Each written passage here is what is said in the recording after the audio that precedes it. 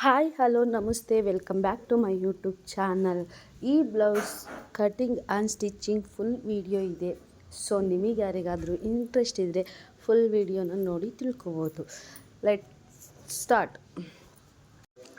ಈ ಕಸ್ಟಮರ್ ತುಂಬ ತೆಳುವಿದ್ದಾರೆ, ಅಂದರೆ ತುಂಬ ಸಣ್ಣ ಇರೋ ಕಾರಣ ಇಷ್ಟು 30ಗಿನ ಒಳಗೇ ಹೊರತು ಮೇಲಿಲ್ಲ. ಓಕೆನಾ, 30 2 ಇಂಚ್ ವೇಸ್ಟು, ಆ ಕಡೆಗೆ 2 ಇಂಚ್ ವೇಸ್ಟು, ಆ ರೀತಿ 15 ಮೇಲೆ 2 ಇಂಚು ಅಂತ ಅಂದರೆ 19 20 ಇಲ್ಲಿವರೆಗೆ ಕಟ್ ಮಾಡ್ಕೊಂಡಿದ್ದೀನಿ. ಇದನ್ನು ಈ ರೀತಿ ಅಳೆದು ಮತ್ತು ಆ ಸೈಡಿಗೆ ಮತ್ತೆ ಫೋಲ್ಡ್ ಮಾಡಿ ಕೆಳಗಡೆ ಸ್ವಲ್ಪ ರಫ್ ಥಿಕ್ನೆಸ್ ಇರುತ್ತಲ್ಲ ಅದನ್ನು ಗ್ರಿಪ್ಪು ಸಿಗಲ್ಲ ಅನ್ನೋ ಕಾರಣಕ್ಕೆ ಸ್ವಲ್ಪ ಸ್ಟ್ರೈಟ್ ವೇ ಕಟ್ ಮಾಡ್ಕೊಂಡಿದ್ದೀನಿ. ಬ್ಯಾಕ್ ಲೆಂತ್ ಬಂದು 14.5. ಶೋಲ್ಡರ್ ಹತ್ರ ಸ್ವಲ್ಪ ಹೋಗುತ್ತೆ ಅಲ್ವಾ, ಹಾಗಾಗಿ 14.5.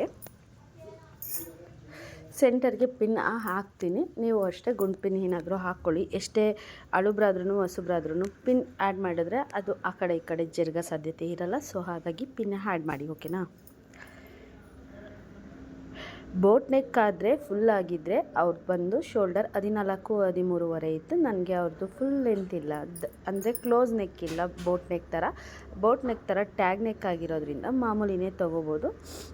ಸ್ವೀಟ್ ಹಾರ್ಟ್ ಶೇಪ್ನ ತೊಗೊಂಡಿದ್ದೀನಿ, ನೀವು ನೋಡ್ಬೋದು.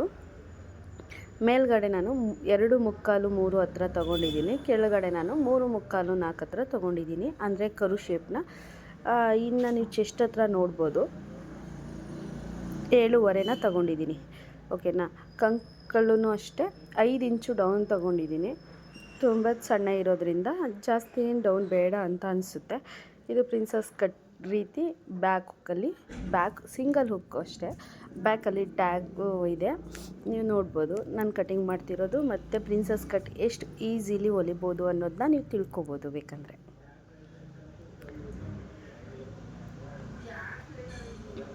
ಇದನ್ನು ಏನು ಹೊಲ್ದಿದ್ದೀನಲ್ವ, ಸೇಮ್ ಪಿಕ್ಚರ್ ಒಂದು 6-7 ಬ್ಲೌಸ್ನ ನನಗೆ ರೆಗ್ಯುಲರ್ ಒಂದೇ ಸಮ ಬಂದು, ಅದು ಟ್ರೆಂಡ್ ಅಂತ ಅನಿಸುತ್ತೆ, ಒಂದೇ ಸಮ ಬಂದು ಅವರು ಸ್ಟಿಚ್ನ ಮಾಡಿಸಿದ್ರು.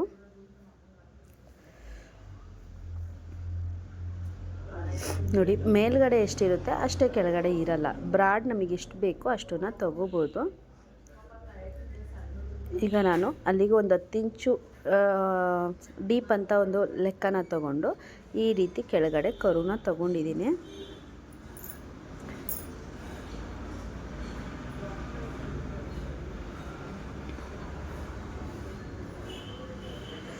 ಇದು ಸಿಂಗಲ್ ಹುಕ್ಕು. ಜಾಸ್ತಿನೇ ಶೇಪ್ನ ತೆಗಿಬೋದಿತ್ತು, ಸ್ವಲ್ಪ ಗುಂಡಕ್ಕಿದ್ರೆ ಅವರಿಗೆ ಶೇಪ್ ತುಂಬ ಚೆನ್ನಾಗಿ ಬರುತ್ತೆ. ಇವರು ತುಂಬ ತೆಳುವಿದ್ದಿದ್ದ ಕಾರಣ ಜಾಸ್ತಿ ಶೇಪ್ನ ನಾನು ತೆಗಿಯೋಕ್ಕಾಗಲಿಲ್ಲ.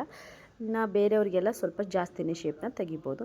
ಇದು ಬಂದು ಮಾಮೂಲಿ ಬೋಟ್ ನೆಕ್ಗೆಲ್ಲ ಕಟ್ಟಿಂಗ್ ಆಲ್ಮೋಸ್ಟ್ ನಾನು ತೋರಿಸಿದ್ದೀನಿ, ನೀವು ನೋಡಿದ್ದೀರಾ, ಇಲ್ಲ ನೀವು ಟ್ರೈ ಮಾಡಿರ್ತೀರಾ ಅನ್ಕೋತೀನಿ. ಈ ಶೇಪ್ನ ಬ್ಯಾಕಲ್ಲಿ ಸಿಂಗಲ್ ಹುಕ್ಕಿರೋದು ಮಾತ್ರ ಸ್ವಲ್ಪ ಎಕ್ಸ್ಟ್ರಾ ಅಷ್ಟೇ, ಮೇಲ್ಗಡೆದು ಮಾಮೂಲಿನೇ ಇರುತ್ತೆ.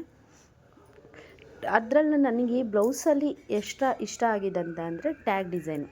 ಟ್ಯಾಗಿಗೆ ಒಂದು 5 ಕುಚ್ಚು ಬಂದಿದೆಯಲ್ಲ, ಅದು ತುಂಬ ಹೈಲೈಟಾಗಿ ಕಾಣಿಸ್ತಿದೆ. ಇದೊಂದೇ ಬ್ಲೌಸಿಗಲ್ಲ, ನಾನು ಎಷ್ಟು ಬ್ಲೌಸ್ನ ಸ್ಟಿಚ್ ಮಾಡಿದ್ದೀನಲ್ವ ಅಷ್ಟಕ್ಕೂ ಅದೇ ಥರನೇ ಹಾಕಿದ್ದೀನಿ. ಬೇಕಿದ್ದರೆ ಎಲ್ಲನೂ ಸ್ವಲ್ಪ ಶಾರ್ಟ್ ವಿಡಿಯೋ ಮಾಡಿ ಒಂದು ಫೋಟೋ ತಗೊಂಡಿರೋದನ್ನ ಹಾಕ್ತೀನಿ ನೋಡಿ. ಗುಂಡು ಪಿನ್ ಇಟ್ಕೊಂಡು ಏನಿದೆ ಅಲ್ಲಿಗೆ ಹಾಕ್ಕೊಳ್ಳೋಣ. ನಾನು ನಿಮಗೆ ಹೇಳೋ ರೀತಿ ಲೈನಿಂಗ್ ಪರ್ಫೆಕ್ಟಾಗಿರುತ್ತೆ. ಏನು ಟಾಪ್ ಸೈಡ್ ಏನಿರುತ್ತಲ್ವ ಅದನ್ನೇನು ಪರ್ಫೆಕ್ಟಾಗಿ ಏನು ಕಟಿಂಗ್ ಮಾಡ್ಕೊಳ್ಳಲ್ಲ. ಯಾಕಂತಂದರೆ ನಾನು ಹೊಲಿಬೇಕಿದ್ರೆ ಸ್ವಲ್ಪ ಆಚೆ ಈಚೆ ಆದ್ರೂ ಅಡ್ಜಸ್ಟ್ ಆಗುತ್ತೆ ಅನ್ನೋ ಕಾರಣಕ್ಕಷ್ಟೇ. Your choice. ಕರೆಕ್ಟಾಗಿ ಪಿನ್ ಮಾಡಿ ನಾನು ಪಕ್ಕ ಕಟ್ ಮಾಡ್ಕೊತೀನಿ ಅಂದರೆ ಮಾಡ್ಕೊಳ್ಳಿ. ನಾನು ಯಾವಾಗಲೂ ಇದೇ ಥರನೇ ಕಟ್ ಮಾಡ್ಕೊಳ್ಳೋದು.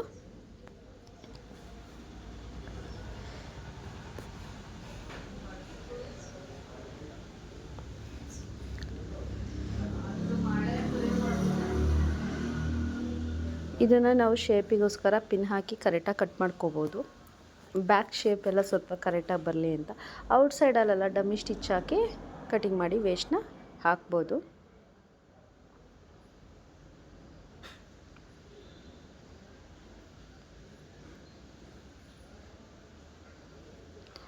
ಎಷ್ಟು ಜನ ಇಷ್ಟು ದಿನವರೆಗೆ ಕಮೆಂಟ್ ಮಾಡಿ ಯಾಕೆ ಇನ್ನೂ ವಿಡಿಯೋನೇ ಹಾಕಿಲ್ಲ ಅಂತ ಹೇಳಿ ಕಮೆಂಟ್ ಮಾಡಿದ್ದೀರಾ.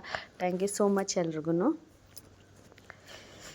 ಆದರೆ ನಾನು ವೀಡಿಯೋ ಮಾಡಲಿಕ್ಕೆ ತುಂಬ ಅಂದರೆ ತುಂಬ ಹೆವಿ ರಿಸ್ಕ್ ಆಗಿತ್ತು. ಮದುವೆ ಸೀಸನಲ್ಲಂತೂ ಹೆಂಗೆ ಹೊಲ್ದಿದ್ದೀನಿ ಬಟ್ಟೆನ ಅಂತಂದರೆ ದಿನಕ್ಕೆ ತುಂಬ ರಿಸ್ಕ್ ತೊಗೊಂಡು ಹೊಲ್ದಿದ್ದೀನಿ. ನಿದ್ದೆನೂ ಮಾಡ್ದಿರ ಹೊಲ್ದಿದ್ದೀನಿ. ಈ ರೀತಿ ಪ್ರಿಂಟು ಬ್ಯಾಗ್ನ ಅಡ್ಜಸ್ಟ್ ಮಾಡ್ಕೊಳ್ಳೋಣ. ಆ ರೀತಿ ತುಂಬ ಹೆವಿ ರಿಸ್ಕ್ ಆಗಿತ್ತು. ಅದಾದ ನಂತರ ಫುಲ್ ಫ್ಯಾಮಿಲಿ ತಿರುಪತಿ ಟ್ರಿಪ್ ಹೋಗಿದ್ವಿ. ಅಲ್ಲಿಂದ ಬಂದಾಗ ಟ್ರಿಪ್ಪೆಲ್ಲ ಹೋಗಿ ಬಂದಮೇಲೆ ನಾನು ಸ್ವಲ್ಪ ಪೇಷಂಟ್ ಆದೆ. ಹೊಸ ಜಾಗ, ಇಲ್ಲಿ ಕೆಲಸ ಹೆವಿ ಆಗಿತ್ತಲ್ವ. ಸೀಸನ್ ಮುಗಿದ ತಕ್ಷಣ ಅಧಿಕ ಮಾಸ ಅಂತ ಏನು ಬಂತಲ್ವ ನೋಡಿ, 4 ಇಂಚು ಬಾಕ್ಸ್ ಟೈಪು 4 ಇಂಚು 4 ಇಂಚಿಗೆ ನಾನೊಂದು 12 ಪೀಸು ಕಟಿಂಗ್ ಮಾಡಿ ಇಟ್ಕೊಂಡಿದ್ದೀನಿ. ಅದನ್ನು ನಾನು ಟ್ಯಾಗಿಗೆ ಹಾಕ್ತೀನಿ. ನೀವು ಇದನ್ನು ಅಬ್ಸರ್ವ್ ಮಾಡಿ ನೋಡ್ಕೊಳ್ಳಿ.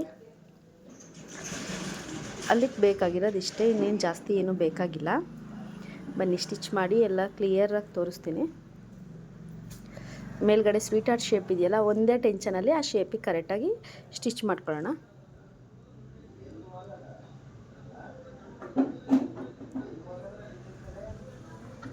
ನನ್ನ ಕೈಲಿ 3 ಡಾಟ್ಸ್ ಇತ್ತು. ನೀವು ಯಾರು ಹಳೇ ಸಬ್ಸ್ಕ್ರೈಬರ್ ಆಗಿದ್ದರೆ ನೀವು ನೋಡ್ಬೋದು. ಅದನ್ನು ಕವರ್ ಮಾಡಿಸ್ಲಿಕ್ಕೋಸ್ಕರ ಸ್ಟಾರ್ ಹಾಕಿಸ್ದೆ. ಚೆನ್ನಾಗಿ ಕಾಣಿಸ್ತಿದೆಯಾ? ಏನಾದ್ರು ಟ್ಯಾಟು ಚೆನ್ನಾಗಿದ್ದರೆ ಕಾಮೆಂಟ್ ಮಾಡಿ ತಿಳಿಸಿ, ಓಕೆನಾ? ಈ ರೀತಿ ಹೋಗಿ ಬಂದಮೇಲೆ ಸ್ವಲ್ಪ ಪೇಷಂಟ್ ಆದೆ. ಸರಿ ಅಂತ ಹೇಳಿ 1 ವೀಕೆ ರೆಸ್ಟ್ ತಗೊಳ್ಳೋ ಥರ ಆಯಿತು. ನಂತರ ನನ್ನ ಮಗನಿಗೂ ಸ್ಕೂಲಿಗೆ ರಜೆ ಇದ್ದಿದ್ದರಿಂದ ಅವ್ನು ನೆಕ್ಸ್ಟ್ ಪೇಷಂಟ್ ಆದ. ಹಾಗಾಗಿ ನಾನು ಶಾಪಿಗೂ ಹೋಗಲಿಲ್ಲ, ಬಟ್ಟೆನೂ ಸರಿ ಹೊಲಿಲಿಲ್ಲ. ಆ ಟೈಮಲ್ಲಿ ನನಗೆ ಪ್ರೆಸರ್ ಇರಲಿಲ್ಲ. ಅಂದರೆ ಅಧಿಕ ಮಾಸ ಆಗಿರೋದ್ರಿಂದ 1-2 ಬರ್ತಿತ್ತು. ಅದನ್ನು ನಾನು ಆಗಾಗಲೇ ಮನೇಲಿ ಸ್ಟಿಚ್ ಮಾಡ್ಕೊತಿದ್ದೆ. ಅಂದರೆ ಬರ್ತಿತ್ತು ಅನ್ನೋದಕ್ಕಿಂತ ಅವ್ರು ಕೇಳ್ತಿದ್ರು ನನ್ನ ಹತ್ರ ಇರೋದನ್ನ, ಅದನ್ನು ಮನೇಲೇ ಸ್ಟಿಚ್ ಮಾಡ್ತಿದ್ದೆ, ಮಲಗ್ತಿದ್ದೆ, ರೆಸ್ಟ್ ಮಾಡ್ತಿದ್ದೆ. 20 ಡೇಸ್ ಪೂರ್ತಿ ಅಂಗಡಿನ ಕ್ಲೋಸ್ ಮಾಡಿದ್ದೀನಿ, ಶಾಪ್ನ. ಇದು ಏನಕ್ಕೆ ಅಂತಂದರೆ ಸ್ಲೀವ್ಲೆಸ್ ಅಲ್ವಾ, ಹಾಗಾಗಿ ಅಲ್ಲಿಗೂ ಹೊಲಿಗೆ ಹಾಕ್ಕೊಂಡು ನ್ಯಾಚ್ ಹಾಕ್ಕೊಂಡು ಇದನ್ನು ಪಲ್ಟಾಯಿಸಿ ಟಾಪ್ ಸೈಡಿಂದ ಕಿನ್ನರಿನ ಹಾಕ್ಕೊಳ್ಳೋಣ. ಹಂಗಾಗಿ ನಾನು ವೀಡಿಯೋನೂ ಮಾಡೋಕ್ಕಾಗಲಿಲ್ಲ ಮತ್ತು ಕೆಲಸನೂ ಮಾಡಿಲ್ಲ. ಟ್ಯಾಟು ಇಷ್ಟ ಆದರೆ ಕಾಮೆಂಟ್ ಮಾಡಿ ತಿಳಿಸಿ, ಓಕೆನಾ? ಚೆನ್ನಾಗಿದೆ ಅಂತ ಅನಿಸಿದರೆ, ಇಲ್ಲ ಏನಾದ್ರು ಚೇಂಜ್ ಮಾಡಬೇಕಿತ್ತು ಅಂತ ಅನಿಸಿದ್ರು ಅದನ್ನು ತಿಳಿಸಿ.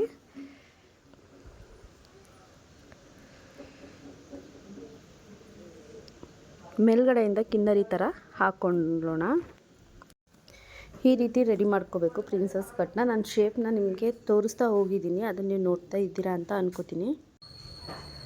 ನಾವು 2 ಇಂಚ್ ಬಟ್ಟೆನ ತಗೊಂಡು ಫೋಲ್ಡಿಂಗ್ನ ಮಾಡಿಕೊಂಡ್ರೆ ಇದು ಪ್ರಿಂಟ್ ಪಾರ್ಟ್ ಪೂರ್ತಿ ರೆಡಿ ಆದಾಗೇ ಅರ್ಥ. ನೋಡಿ, ಇದನ್ನು ನಾನು ಮುಂಚೆನೇ ಕಟಿಂಗ್ ಮಾಡ್ಕೋಬೇಕಿದ್ರೆ ನೀವು ನೋಡ್ತಿದ್ರೆ ಗೊತ್ತಾಗಿರುತ್ತೆ. ಅದನ್ನು ನಾನು ಮುಂಚೆನೇ ಅಟ್ಯಾಚ್ ಮಾಡ್ಕೋಬೋದಿತ್ತು, ಬಟ್ ಮಿಷಿನು ಪ್ರಾಬ್ಲಮ್ ಆಗ್ಬೋದೇನೋ ಸ್ಟೋನ್ ಅಂತ ಹೇಳಿ ಟಾಪ್ ಸೈಡಿಂದನೇ ಅಟ್ಯಾಚ್ ಮಾಡ್ಕೊಳ್ಳೋಣ ಅಂತ ಹೇಳಿ ಹಾಕ್ಕೊಂಡೆ. ಸೇಮ್ ರೈಟ್ ಸೈಡು ಮತ್ತು ಲೆಫ್ಟ್ ಸೈಡಿಗೆ ಅದನ್ನು ನಾನು ಸಿಸರಲ್ಲಿ ಕಟ್ ಮಾಡ್ತಿಲ್ಲ. ಸ್ಟೋನ್ ಇದ್ದಾಗ ಸಿಸರಲ್ಲಿ ಕಟ್ ಮಾಡಿದ್ರೆ ಸೀಸರ್ಗೆ ಒಂದೇ ಒಂದು ಸ್ಟೋನ್ ಹೊಡೆದ್ರೂ ಸೀಸರ್ ಹಾಳಾಗುತ್ತೆ, ಅಂದರೆ ಕತ್ತರಿ ಹಾಳಾಗುತ್ತೆ. ಹಾಗಾಗಿ ಸ್ಟೋನ್ ಇದ್ದಂತಹ ಕಾರಣದಲ್ಲಿ ನೀವು ಸೀಸರ್ನ ಯೂಸ್ ಮಾಡಬೇಡಿ. ಸ್ಟೋನ್ನ ಕಿತ್ತಾಕ್ಬಿಟ್ಟು ಯೂಸ್ ಮಾಡಿ, ಇಲ್ಲ ಅಂತಂದರೆ ಟ್ರಿಮ್ಮರ್ನ ಯೂಸ್ ಮಾಡಿ. ಟ್ರಿಮ್ಮರ್ 20 ರುಪೀಸೆಲ್ಲ ಸ್ವಲ್ಪ ಹಾಳಾದ್ರೂ ಅಡ್ಜಸ್ಟ್ ಆಗುತ್ತೆ, ತೊಗೋಬೋದು. ಪ್ರತಿ ಸರಿನೂ ಸೀಸರ್ನ ನಾವು ತೊಗೊಳಕ್ಕಾಗಲ್ಲ ಅಲ್ವಾ. ನನ್ನ ಹತ್ರ ಅಂತೂ ನಿಮ್ಗೆ ಹೇಳಿರೋ ಥರನೇ ಒಂದು 7ರಿಂದ 8 ಮೇಲಿದೆ ಹೊರತು ಒಳಗಂತೂ ಇಲ್ಲ ಸೀಸರ್. ಅಂದರೆ ನಾನು ಬಟ್ಟೆ ಹೊಲಿಬೇಕಿದ್ರೆ ಪಟ ಕಟ್ ಮಾಡಿ ಸ್ಪೀಡಾಗಿ ಏನಾದರೂ ಸ್ವಲ್ಪ ಗ್ರಿಪ್ ಇರೋ ಅಂಥ ಒಂದು ಸ್ಟೋನು ಇಲ್ಲ ನೀಡಲ್ ಏನೇ ಒಂಚೂರು ಸಿಕ್ಕಿದ್ರು ಸಾಕೋದಕ್ಕೆ ಬೇಗನೆ ಸೀಸರ್ ಹಾಳಾಗುತ್ತೆ. ಟೈಲರ್ಗೆ ಮೇನ್ ಸೀಸರ್ ಒಂಥರ ಹಾಲ್ಟ್ ಇದ್ದಾಗೆ ಅಂತಲೇ ಹೇಳ್ಬೋದು. ಅದು ಹಾಳಾದರೆ ನಾವು ಹೆಂಗೆ ಮನುಷ್ಯರಿರಲ್ವೋ ಆ ಥರ. ಸೀಸರ್ ಇಲ್ಲ ಅಂದರೆ ಕೆಲಸನೇ ಇಲ್ಲ ಟೈಲರ್ ಕೆಲಸ ಅಂತ. ಈ ರೀತಿ ಮೇಲ್ಗಡೆಯಿಂದ ಡಮ್ಮಿ ಸ್ಟಿಚ್ನ ಹಾಕಿ ಕಟಿಂಗ್ ಮಾಡ್ಕೊಳ್ಳೋಣ. ಸೇಮ್ ಈ ಸೈಡ್ ಏನು ಕಟಿಂಗ್ ಮಾಡ್ಕೊಂಡಿರ್ತೀವಲ್ವ, ಸೇಮ್ ಆ ಸೈಡನ್ನು ಅದೇ ರೀತಿ ಫಿನಿಶಿಂಗ್ ಮಾಡ್ಕೋಬೇಕು. 2 ಸೈಡು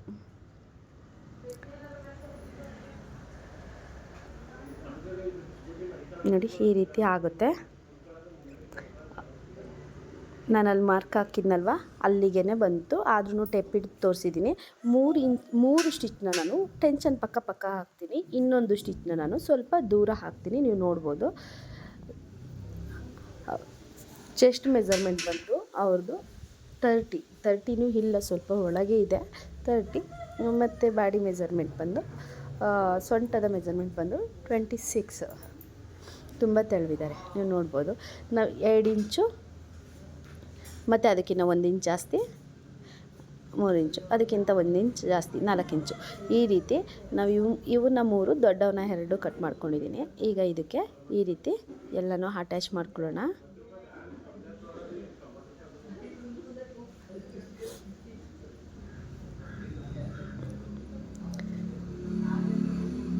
ಈಗ ಫುಲ್ ಚಿಕ್ಕವೆಲ್ಲ ಏನಿದೆಯಲ್ಲ ಅದನ್ನೆಲ್ಲ ಅಟ್ಯಾಚ್ ಮಾಡ್ಕೊಂಡು ಆದಮೇಲೆ ನಾವು ದೊಡ್ಡದು ಅಟ್ಯಾಚ್ ಮಾಡ್ಕೊಂಡಾಗ ಈಗ 1 ಬೈ 1 ಎಲ್ಲನೂ ಕಟ್ಟಿಂಗ್ ಮಾಡಿಕೊಂಡು ವೇಸ್ಟ್ ಏನಿದೆ ಕಚ್ಚಾ ಅದನ್ನು ಕಟಿಂಗ್ ಮಾಡಿಕೊಂಡು ಚಿಕ್ಕವು ದೊಡ್ಡವು ಎಲ್ಲ ಮ್ಯಾಚ್ ಮಾಡ್ಕೋಬೇಕು. 3 ಈ ರೀತಿ ಅಪ್ ಆ್ಯಂಡ್ ಡೌನ್ ಆಗಿ ಇಟ್ಕೊಂಡು ದೊಡ್ಡದಿದೆಯಲ್ಲ ಅದ್ರ ಮಧ್ಯಕ್ಕೆ ಅಟ್ಯಾಚ್ ಮಾಡ್ಕೊಂಡು ಆ ಕಡೆ ಇದ್ದಿದ್ದು ವೇಸ್ಟ್ನ ನಾವು ಕಟ್ ಮಾಡಿದಾಗ ಈ ರೀತಿ ಬರುತ್ತೆ ಕುಚ್ಚು ನೋಡಿ. ಇದಕ್ಕೂ ಸೇಮ್ ಒಂದು ಎಕ್ಸ್ಟ್ರಾ ಕುಚ್ಚನ್ನ ಆ್ಯಡ್ ಮಾಡಿದ್ರೆ ತುಂಬ ಲುಕ್ಕಾಗಿ ಕಾಣಿಸುತ್ತೆ. ಸಹಜವಾಗಿ ನಾವು ಹೊಲಿಯೋ ಬ್ಲೌಸಿಗೆ ಬ್ಯಾಕ್ ಏನು ಕುಚ್ಚಿರುತ್ತಲ್ವ ಅದರಿಂದನೇ ತುಂಬ ಲುಕ್ ಕೊಡ್ತಿರುತ್ತೆ. ಸೊ ಹಾಗಾಗಿ ನಿಮಗೆ ಈ ಥರ ಕುಚ್ಚು ಇಷ್ಟ ಆದರೆ ನೀವು ಯೂಸ್ ಮಾಡ್ಕೊಳ್ಳಿ, ತುಂಬ ಚೆನ್ನಾಗಿ ಕಾಣಿಸುತ್ತೆ. ಚಿಕ್ಕ ಏಜಿನ ಮಕ್ಕಳು ಅಂದರೆ ಕಾಲೇಜ್ ಮಕ್ಕಳಿಗೆಲ್ಲ ಆಲ್ಮೋಸ್ಟ್ ಇದು ಒಳ್ಳೆ ಲುಕ್ ಅಂತಲೇ ಹೇಳ್ಬೋದು.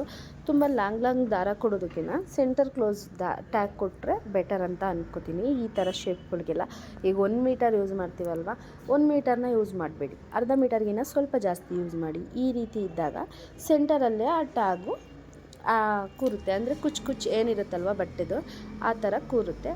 ಇದನ್ನು ನಾವು ಈ ಸೈಡಲ್ಲಿ ಸೊಂಟದ ಹತ್ರ ಹಿಡ್ದಿರ್ತೀನಲ್ಲ ಅಲ್ಲಿ ಹಾಕಿದ್ರೆ ಒಂದು ಸಿಂಗಲ್ ಹುಕ್ನ ಹಾಕಬೇಕು, ಓಕೆನಾ. ಇಲ್ಲಿಗೆ ಈ ಬ್ಲೌಸ್ ಫುಲ್ ಫಿನಿಶ್ ಆಯಿತು ಅಂತಲೇ ಅರ್ಥ.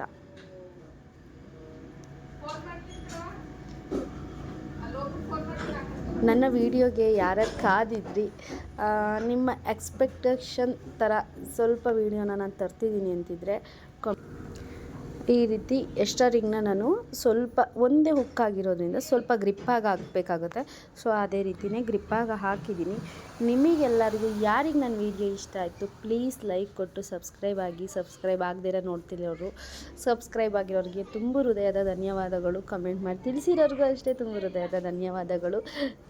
ಥ್ಯಾಂಕ್ ಯು ಸೋ ಮಚ್ ನನ್ನ ವೀಡಿಯೋ ವಾಚ್ ಮಾಡಿದ್ದಕ್ಕೆ.